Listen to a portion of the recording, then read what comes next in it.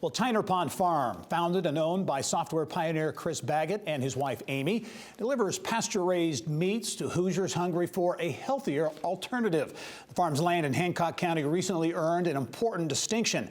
It's now certified organic. Business of Health reporter Kylie Valletta has more. Kylie. That's right, Gary. Thank you. The land was previously used to grow crops, and it took Tyner Pond nearly 10 years to convert it to now officially organic pastures for its cattle, pigs, and chickens.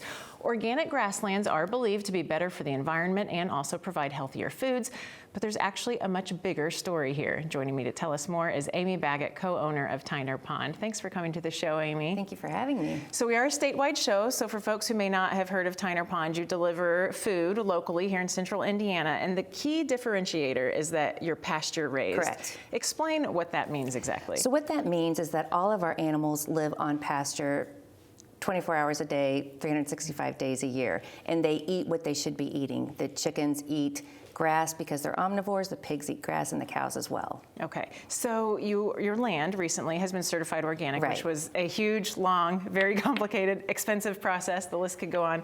But it's actually part of a much bigger movement at the farm called holistic management. So tell us again, what does that mean about this new movement? Okay, so that means what we're going to be focusing on moving forward is that we're going to run our operations and our production holistically, with the center core of everything being our soil health. And so it's very important for us that we had organically certified land, because it matters so much for our soil to be healthy, because then everything else falls into place after that. Right, and so this is not a Tyner Pond movement. This is actually a big movement in the food industry, and it's based off of the Savory Institute. Correct. And they're working a nonprofit to establish 100 hubs in the world to sort of move along this holistic management. Tell us how Tyner Pond right here in Indiana is helping to blaze that trail. Well, we are so excited because we've recently been approved to become an international influencer hub through Savory, which will be an 18-month process that we've started.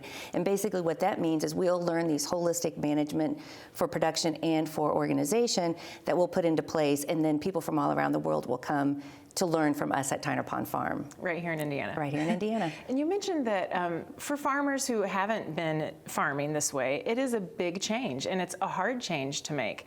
So Indiana, a lot of old farming institutions here. How do you get farmers to buy in to a movement that's brand new? Right, it's difficult too, and they're in a really difficult position, because if they've been farming conventionally for a long time, it's very difficult to switch out of that. But there are movements that you can do and steps that you can take. You can start doing cover crops. You can start doing no-till crop raising.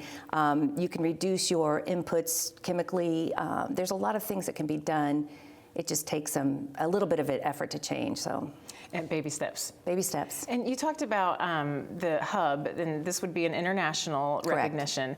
You've traveled the world to explore some of these ideas. Tell us what kinds of things you've seen and where you've seen them and how it could happen in Indiana. Sure. Well, we were in Zimbabwe in 2017 and again in 2019, and then we just recently came back from Patagonia. And both places we went to, we were with the Savory Hub through the Savory Institute.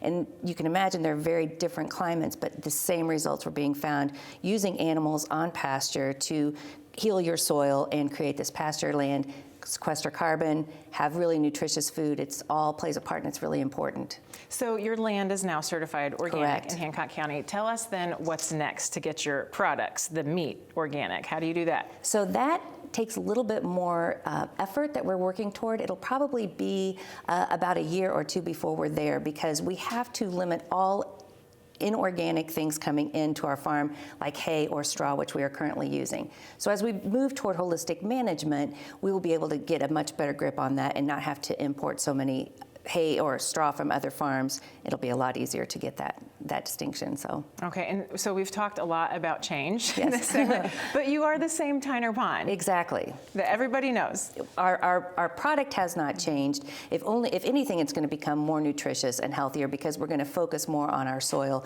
And just like your gut biome, your soil biome is so important. So if our animals are grazing on the most healthy soil that they can, it's going to be better for you. So no, same great product. Same delivery, I Same think delivery. 70-mile radius. Correctly. Of Hancock County. Free from, exactly. Okay, very good. Yes. Well, Amy, thank you so much for Thanks, joining us Kylie. and telling us about this change. Keep us posted on the progress. Thank you. Thank you Exciting. for having an interest in it. Absolutely, it's interesting. Yeah. Thank you. Gary, back to you.